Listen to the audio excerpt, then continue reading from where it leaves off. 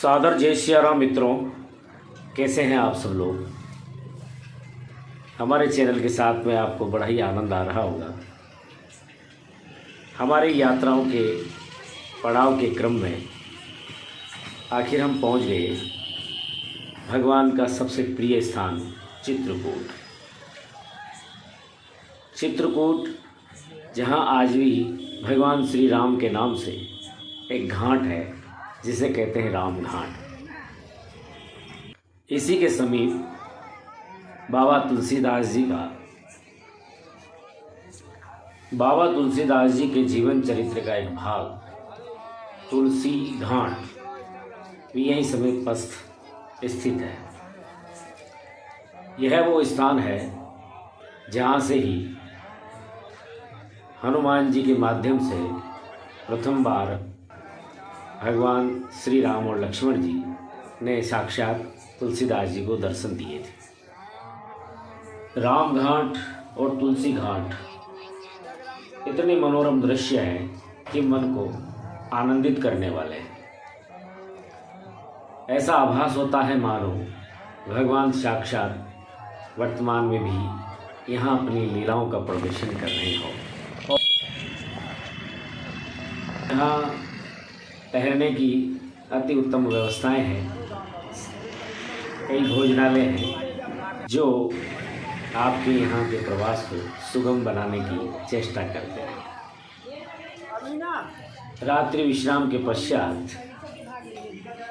अगले दिन हम सब लोग प्रस्थान करते हैं श्री जानकी कुंड। पौराणिक कथाओं के माध्यम से हमें बताया जाता है कि 14 वर्ष के वनवास काल में भगवान श्री राम के साथ उनकी भार्या माँ सीता भी उनके संग थी। चित्रकूट के इन्हीं घनघोर वनों में वे अपना निवास बनाया करते थे। कुछ चिन्ह, कुछ स्थान आज भी उनकी स्मृति में उनकी वास्तविकता को, हमारे इन परम नेत्रों को आनंदित करते रहते हैं। यह वही जानकी कुंड है जहाँ माँ सीता जी स्नान किया करती थी। आज भी उनके चरण चिन्ह प्रतीकों को बड़ी श्रद्धा से श्रद्धालु पूजा करते हैं।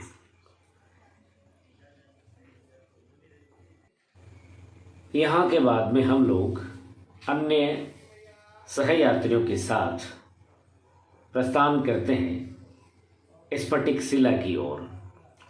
यह वो स्थान है जहाँ भगवान वनवास काल के दौरान अपना आश्रय बनाया करते थे। ऐसी शिला यहाँ समीप लगभग 200-300 किलोमीटर की दूरी में या आसपास के क्षेत्र में उपलब्ध नहीं है।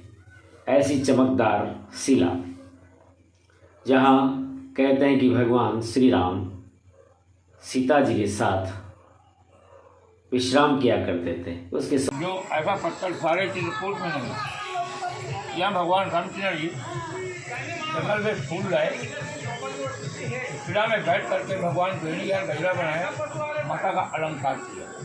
तभी इंद्र का लड़का जैन कौवा का रूप बनाया कागड़ा और माता के पैर में चोट मारा। जब खून बहने लगा भगवान ने एक बाण मारा, भगवान 3 लोक में गया लेकिन कोई बचाया नहीं। तब भगवान कौवा की एक आंख खोल देते हैं। आज भी कौवा एक आंख का होता है।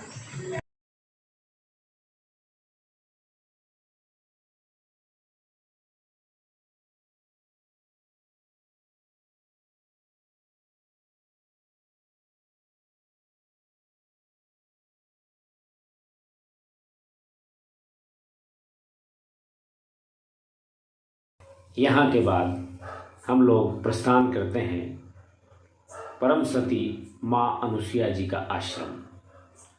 भगवान राम वनवास काल के दौरान संतों के आश्रम पर आया जाया करते थे। यह वो स्थान है जहाँ पर माँ अनुसुईया ने माँ सीता जी को पतिव्रत धर्म पालन का ज्ञान दिया था।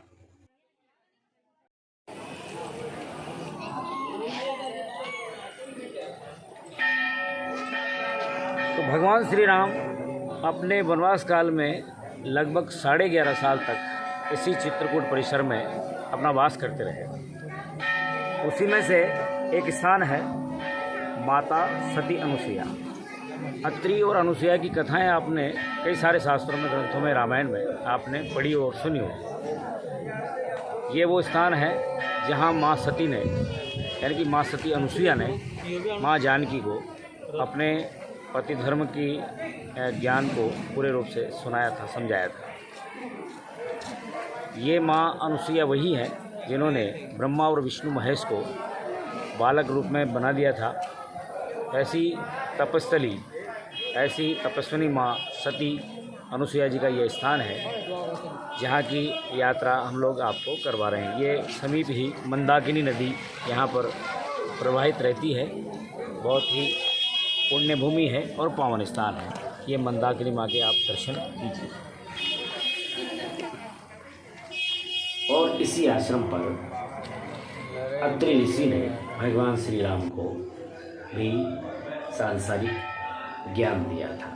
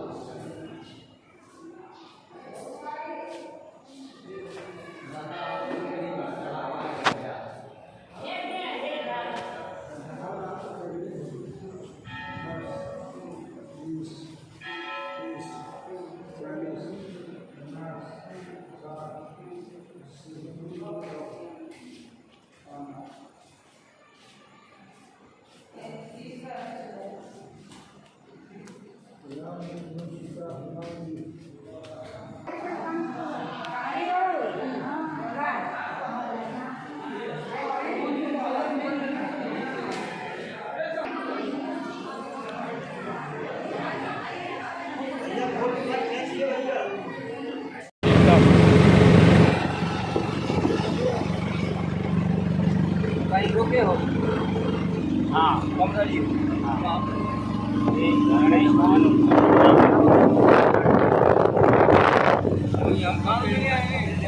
मंदिर है। एक बार धर्मशाला तो वहीं कमरा भागवत हो रही है हमारे समाज के आज 8 दिन। अच्छा, आज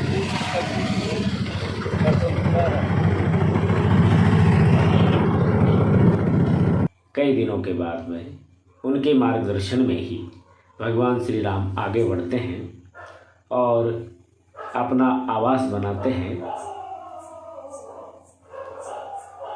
कामदगिरी पर्वत को। उसी की तलहटी में कई सारी लीलाएं हैं। हम लोग पहुंचते हैं कामतानाथ मंदिर। दर्शन करने के बाद में यहाँ की कहते हैं कि परिक्रमा अगर आपने पूरी कर ली तो आपकी सर्व मनोकामना पूर्ण हो जाती है। मात्र 5 किलोमीटर की यह परिक्रमा बड़ी श्रद्धा से लोग यहाँ प्रारंभ करते हैं। अभावग्रस्त लोग कुछ मिल जाने की आस में इस कामदगिरी की तलहटी में आए हुए श्रद्धालुओं से बड़े ही अपेक्षा भाव से वहाँ पर बैठे रहते हैं और श्रद्धालु श्रद्धा के अनुसार उन लोगों को कुछ न कुछ भेंट अवश्य करते हैं। मंदिर में कई प्रकार के दर्शन करते हुए श्रद्धालु धीरे धीरे आगे बढ़ते हैं। रास्ते में इसी मनोकामना पूर्ण करने वाले कामदगिरी पर्वत की तलहटी में कई सारे ऐसे मंदिर यहाँ उपलब्ध हैं।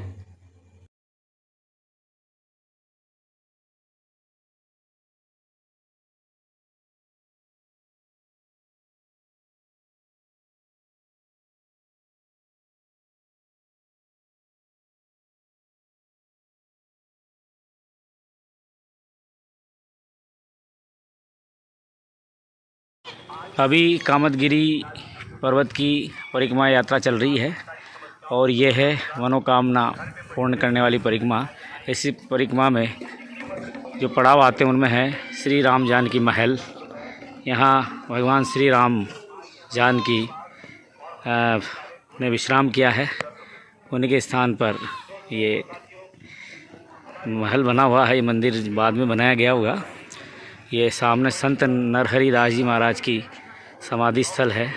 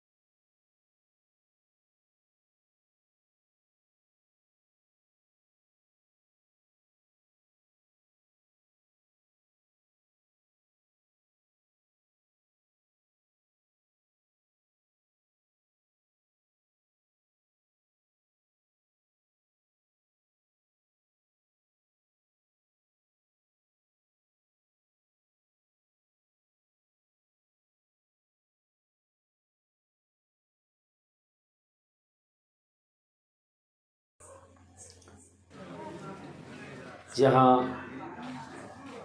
चाहे जी बिरजा कुंड का स्थान हो, हनुमान जी का स्थान हो, साक्षी गोपाल का स्थान हो या और भी कहीं।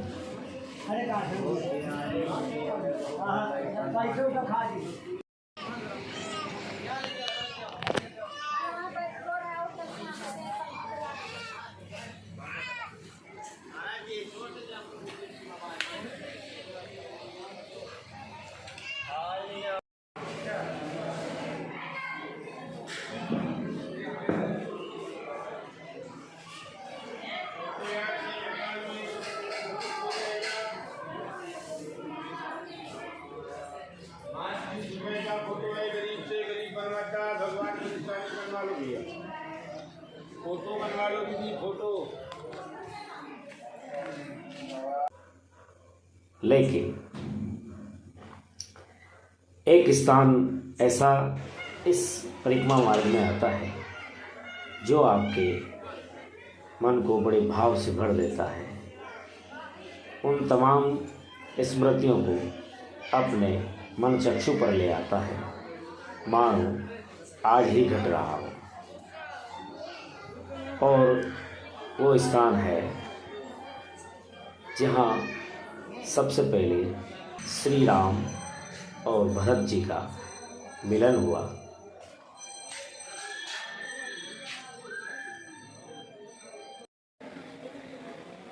यही वो स्थान है जहाँ भगवान श्री राम के वनवास आने के बाद में जब भरत जी को पता लगा कि मेरे प्रभु श्री राम को वनवास हो गया है और वो अभी चित्रकूट में विराजमान है, तो एक कामदगिरी की तलहटी में ये स्थान है जहाँ भगवान श्री राम और भरत जी महाराज का पहली बार मिलन हुआ।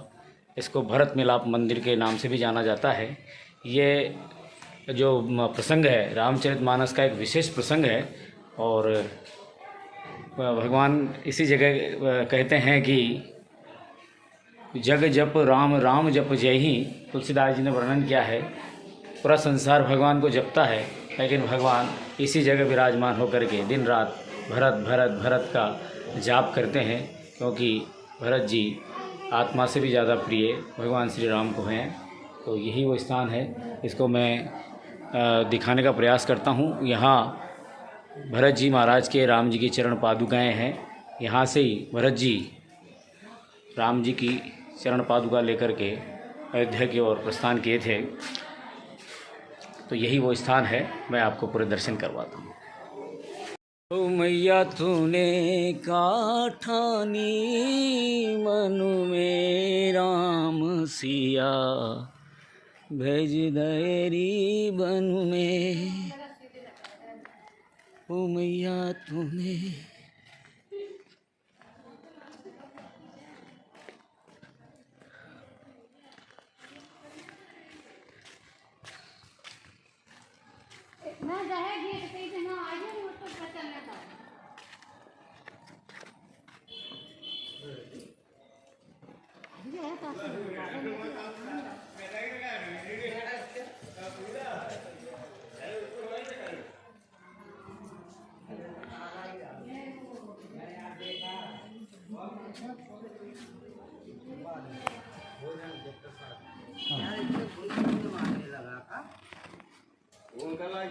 कहाँ के गए वो गए कहाँ पर चलो नहीं देखते चाबी ले आएंगे, चाबी देने आ जाए, फिर मिलती है।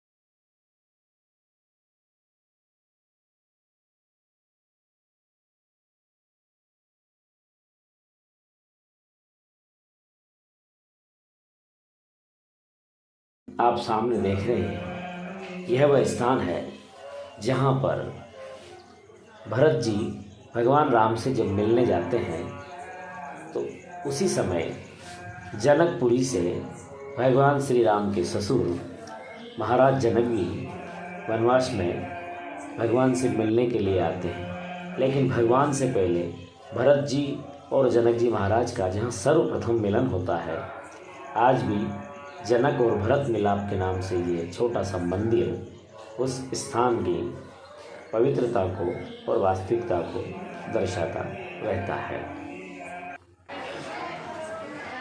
यहाँ से आगे बढ़ते समय रास्ते में लक्ष्मण पहाड़ी थोड़ा सा दूर है।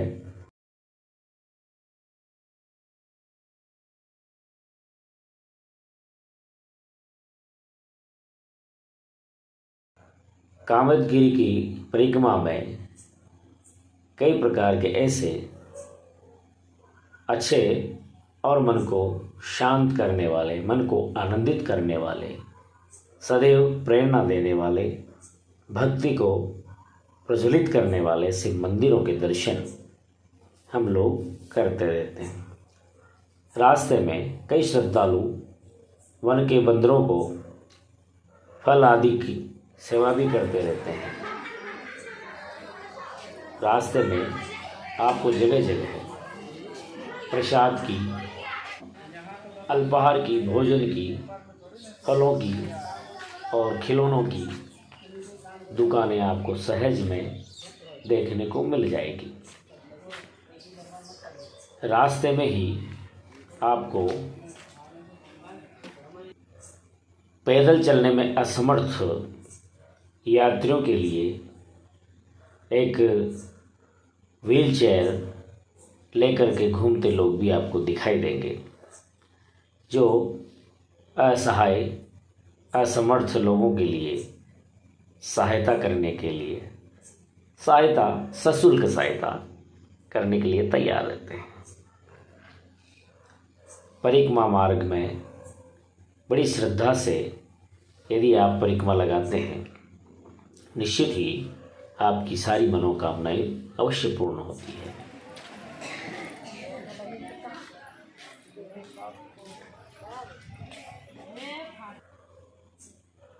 परिक्रमा के अंत में श्री बांके बिहारी का मंदिर, जो आपके मनोभाव को आनंदित करता है।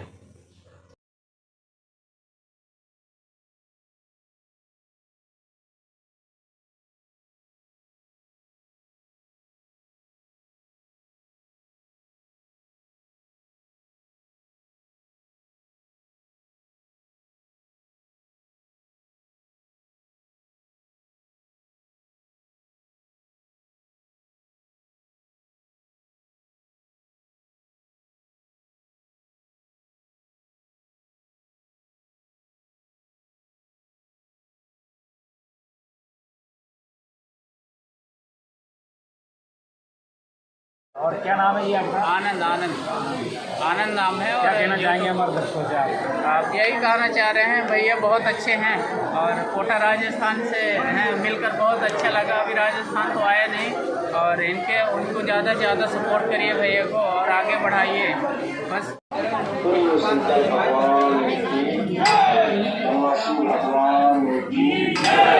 गोदावरी मैया की सभी दर्शनार्थियों से अनुरोध है कि आप लोग शांति व्यवस्था बनाए रखें, शोर नहीं मचाएं।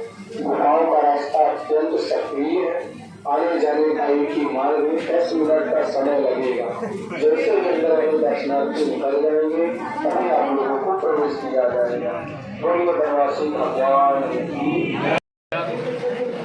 ये है बहुत चीज, इसको कैसे काटा होगा देखो।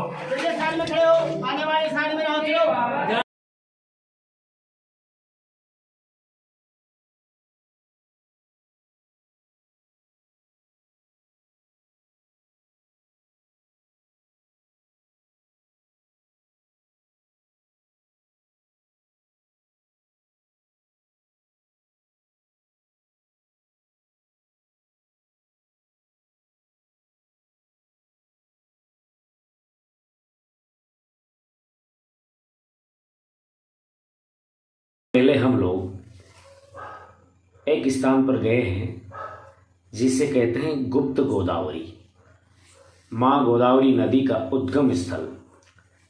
यह स्थान वो है जहाँ अंदर जाने के लिए मात्र एक व्यक्ति चला जाए, इतनी सी जगह है, लेकिन बीच पहाड़ों में बड़ी ही कारीगरी के साथ बनाई गई एक गुफा है। ये उस समय प्राकृतिक है या कृत्रिम रूप से बनाई गई, ये तो स्वयं श्री राम ही जानते हैं। किंतु बहुत ही विचित्र और सहजता से वनवास काल में भगवान राम के लिए बड़ा ही सुविधाजनक यह स्थान रहा होगा। यहाँ जल की पर्याप्त मात्रा है और बड़ा ही अच्छा अनुकूल वातावरण।